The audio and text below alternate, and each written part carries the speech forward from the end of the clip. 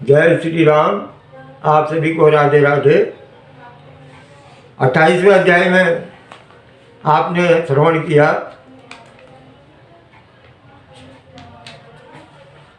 कि पुरुषोत्तम मास महात्मा का उद्यापन और उसको छोड़ना किस प्रकार करना चाहिए। इसके पश्चात अब 27वें अध्याय में इधर इस कथा को, इस पुरुषोत्तम मास महात्मा को सूत महाराज 88,000 ऋषियों से और भगवान नारायण, भगवान विष्णु नारद जी से और महर्षि वाल्मीकि राजा दर्शनवा से इसका महात्मा कह रहे हैं। इस प्रकार भगवान नारायण कह रहे हैं कि हे नारद, वाल्मीकि जी के इस प्रकार वचन सुन करके राजा दर्शनवा ने सपत्नी भक्तिपूर्वक प्रणाम किया। महर्षि वाल्मीकि को आनंद के साथ मुनि की पूजा की। पूजा को अंगीकार करके मुनि ने आशीर्वचन दिया कि राजा तुम्हारा कल्याण होगा। महर्षि वाल्मीकि जी ने अब मैं जो है पापनाशी सरयू की ओर प्रस्थान करता हूँ। मुनि श्रेष्ठ वाल्मीकि इतना कह करके चले गए। राजा वाल्मीकि जी को सीमा तक पहुँचाया और उसके बाद घर लौटने पर पत्नी से बोले कि हे सुंदरी, ये संसार आधार है। गंधर्व नगर के समान राग द्वेष आदि 6 शत्रुओं का इसमें निवास है। इसमें मनुष्य कोई सुख नहीं पाता है। क्रमि विष्ठा बात कब मूत्र आदि सहित जो है भस्म होने वाली इस देह में कुछ भी नहीं है, कुछ नहीं रखा है। मैं अप्राप्त वस्तु को पाने के लिए वन गमन करूँगा, यानी जो मेरा ध्येय है, जो मेरा उद्देश्य है, जो मनुष्य जीवन का उद्देश्य है, पाही न देही परलोक सवारा। तो इस प्रकार मैं जो है पुरुषोत्तम भगवान का स्मरण करूँगा, वन में जाऊँगा। जब पति के ऐसे वचन सुन करके पतिव्रता साध्वी गुण सुंदरी विनयपूर्वक हाथ जोड़ करके कहती है कि हे भूपति, आपके साथ मैं भी चलती हूँ। पतिव्रता स्त्री का देवता तो पति ही होता है। प्रिया के ऐसे वचन सुन करके राजा अपने पुत्र को राज्याधिकारी बना देते हैं और पत्नी सहित वन को चल लेते हैं।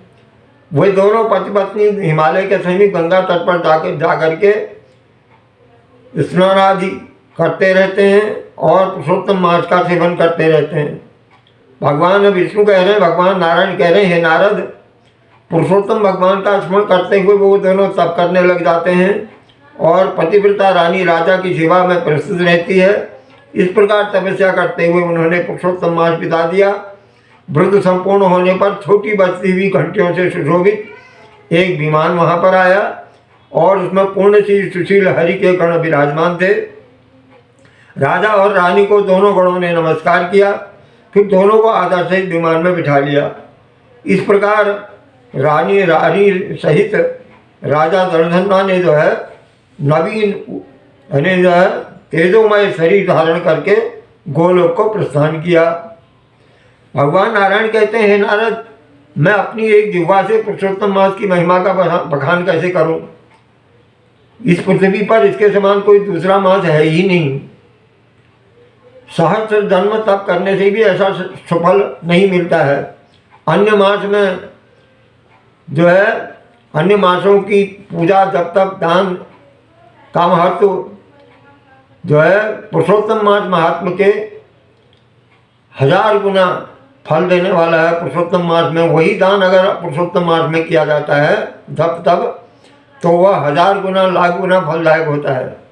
इस प्रकार भूले बुसरे में भी जो उपवास कर लेता है पुरुषोत्तम मास का, स्नान दान जब कर लेता है, जैसे उस बानर के केवल 3 रात की स्नान मात्र करने से कोटि कोटि पापों का नाश हो गया था। अब भगवान नारायण जो है नारद को एक बानर के बारे में बताना चाह रहे हैं, उसका वृत्तांत बताना चाह रहे हैं। कह रहे हैं कि उस बानर के कोटि जन्मों के पापों का शमन हो गया।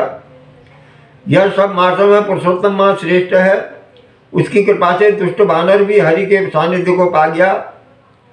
अब नारद जी पूछ रहे हैं कि वेदों में मानव जन्म, मानव मनुष्य के बारे में तो बहुत कुछ बताया गया है, संपूर्ण अर्थों का साधन बताया गया है, परंतु अज्ञानी बानर इस सेवा से कैसे मुक्त हो गया? हे तपोनिधे, सर्वजनों के हितार्थ यह कथा मुझे बस सुना दीजिए। बानर ने 3 रात्रि कहाँ स्नान किया वो वानर कौन था, कहाँ का निवासी था, उसे क्या फल मिला। तो भगवान नारायण कह रहे हैं कि हे नारद, केरल प्रदेश का वह एक अति लोभी ब्राह्मण था। पिता ने उसका नाम चित्रशर्मा रखा था। धन के लोभ में लिप्त रहने के कारण वो कभी अच्छा भोजन नहीं कर पाता था, न अच्छे वस्त्र पहना करता था। यानी उसको धन का बहुत ज़्यादा लोभ था। वो धन को इकट्ठा करके रख देता था, उसका उपयोग नहीं करता था। उसकी दृढ़ता ने उसे कभी न हवन करने दिया, न पितरों की तृप्ति कर सका। वो यश के निमित्त भी उसने कुछ पुण्य नहीं किया।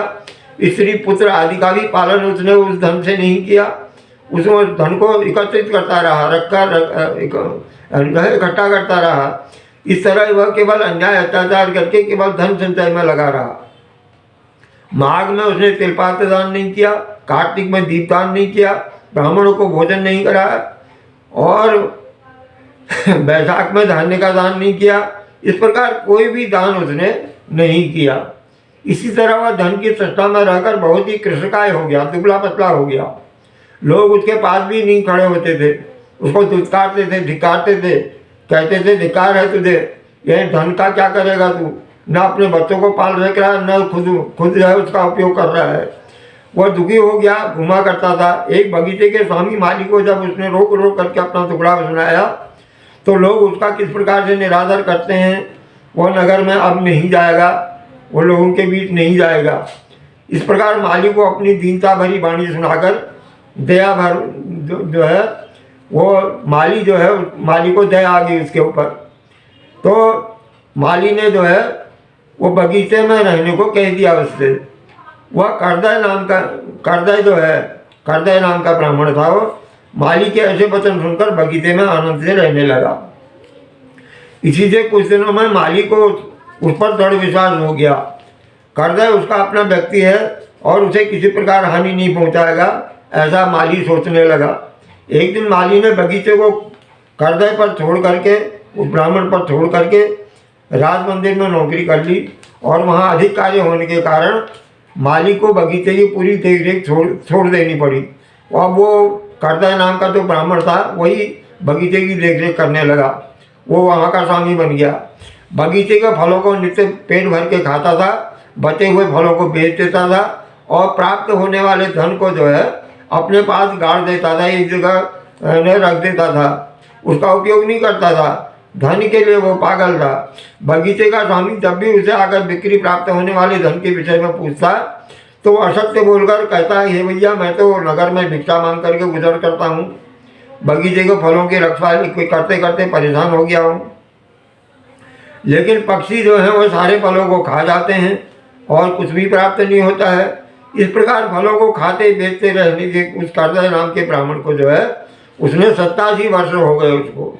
इस तरह वह दुर्गति वृद्धावन में पाकर अपने संचित धन को एक जगह गाड़ कर, पूरा धन जो है उसने एक जगह गाड़ा हुआ था, अत्यंत जर्जर हो गया और अंत में एक दिन मृत्यु को प्राप्त हो गया। वो सारा धन वैसा का पड़ा ही पड़ा रहा। न उसने उसका उपयोग गृहस्थ अपने पति पत्नी और परिवार के लिए किया, न खुद किया। उसकी देह का संस्कार भी नहीं किया किसी ने, क्योंकि वो बगीचे में किनारे पर जो है मृत हो गया था, वहाँ माली भी नहीं आ रहा था। तो वेदज्ञों का कहना है कि बिना भोगे हुए पाप कभी क्षीण नहीं होते हैं। यमदूतों ने आकर उस पर मुदगरों का प्रहार किया और वह रोने लगा और यमलोक के मार्ग पर चलने लगा। मार्ग पर चलते चलते वह अपने कुकर्मों के लिए रोता चिल्लाता था कि मैंने देखो कुछ भी नहीं किया, धन को प्राप्त करने के बाद भी उसका सदुपयोग नहीं किया, न मैंने कोई दान पुण्य किया, तो मैंने देव दुर्लभ भारत दूध में जन्म पाकर कुछ भी नहीं किया। इस प्रकार पश्चाताप करने लगा। कहने लगा, मैंने कोई दान भी नहीं किया, कभी हवन जब तो दूर की बात है, कभी मैंने स्नान तक नहीं किया, पुरुषोत्तम मास के अंत में 3 उपवास भी मैंने नहीं किए। इस प्रकार मेरा संचित धन पृथ्वी में गड़ा रहकर व्यर्थ रह गया। मुझे दुष्ट बुद्धि ने सारा जीवन क्लेश में ही बिता दिया। इस तरह जो है करुण विलाप करते हुए यम के समक्ष जा पहुंचा। जब यमराज के पास गया वो तो उसे देख करके चित्रगुप्त जो है अशुभ कार्यों के लेखों को देखते हुए धर्मराज से कहने लगे कि इस करदय नाम के ब्राह्मण ने बहुत अधर्म किए हैं। ये धन के लालच में इसने कोई भी शुभ कार्य नहीं किया और बगीचे के स्वामी के साथ विश्वासघात किया इसने, उसके फलों को खाया और बिक्री भी की और उसका धन उसे नहीं दिया। इस प्रकार इसने चोरी का पाप किया है। इसने अपनी साध्वी पत्नी, पुत्र, जामाता, पुत्री, भाई किसी को भी संतुष्ट नहीं किया। इसने लोभवश होकर के कभी अच्छा नहीं खाया पिया और न पहना। इसके 2 पाप अति जघन्य हैं। अब नारायण कह रहे हैं, नारद चित्रगुप्त के ऐसे वचन सुन करके धर्मराज जो है अत्यंत क्रोधित हो गए। उन्होंने कहा कि पहले इसे सहस्त्र जन्म तक, हजारों वर्षों तक वानर योनि में रखो, उसके पश्चात विश्वासघात करने का इसको फल मिलेगा, इसको प्रेत योनि में भी जाना पड़ेगा। बोलिए पुरुषोत्तम भगवान की जय। श्री बृहन्नाथ जी पुरुषोत्तम महात्मा का ये 27वां पुष्प श्री पुरुषोत्तम भगवान के चरण कमलों में समर्पित है। जय श्री राम। आप सभी को राधे राधे।